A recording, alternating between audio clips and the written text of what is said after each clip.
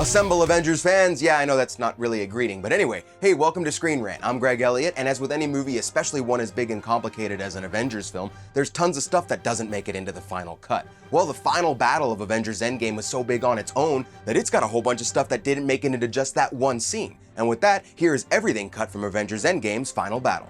The first is one we've heard a lot about and has been confirmed by both the film's writers and directors. Thanos is a guy that knows how to make an entrance, but in earlier drafts of the movie, his appearance on the battlefield was even more intense. The initial idea for the scene was to have 2014 Thanos find and kill the Avengers in that time, and then arrive in 2023 and throw Steve Rogers' decapitated head at the feet of the present-day team. Can you imagine? Dude, that would have been super dark, especially for a mostly family-friendly Avengers film. They ended up scrapping that idea in order to get Thanos from 2014 to 2023 in a way that flowed a little bit better, instead deciding to begin with his assault on the Avengers compound. So the scene was never shot, but big shout out to Spider-Monkey23 for this awesome, if not slightly gruesome fan art. So this year during the D23 Expo, they revealed a piece of concept art that showed Okoye and Valkyrie fighting with each other's weapons. The idea was that both of them are just so good at fighting that they could just swap their weapons back and forth. Now that does sound pretty badass, but the scene with Cap and Thor swapping their weapons needed to have a bit more impact and seem special, so this was probably just a bit too repetitive and similar.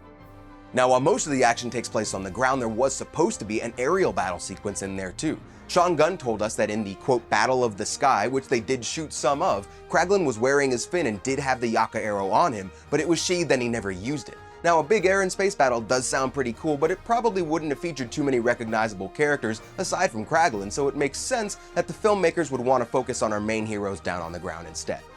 Another piece of concept art from Marvel Studios' head of visual development Ryan Meinerding shows Captain America reaching for Mjolnir, and he explained that he wanted to see Cap uncertain if he could lift it or not. But the Russos have said that Cap was always worthy, and that he actually decided not to fully lift Mjolnir in Age of Ultron in order to save Thor's ego. I don't know about you, but in my theater, when it shook and flew into his hand, everybody cheered, so I think this was probably the right choice. There was also supposed to be a part where a ton of the major characters regrouped in a trench to strategize their next moves. As you can see, it would have included a ton of people, but it was ultimately cut because with so many people all having lines, it would have ran for 3 minutes, and that's quite a long time to take a break in the middle of a huge fight that's going on. Although it did feel like everybody's entrances took forever, but whatever.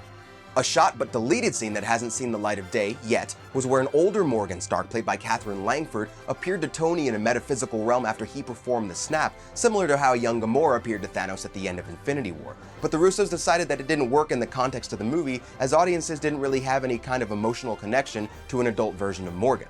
And speaking of Gamora, one deleted scene that we have seen kind of answers where, or at least when, she took off after the battle. When Tony dies, we see every hero take a knee one by one, before cutting to Gamora, who quietly walks away. So while it was a powerful scene and it does explain her disappearance, the scene effectively had the same function as Tony's funeral scene, so it makes sense that they would cut it. Okay, that's it for this one, guys. Thanks for watching, and make sure to keep coming back to Screen Rant for more stuff like this. I'm Greg Elliott, and let's assemble again sometime soon. Peace.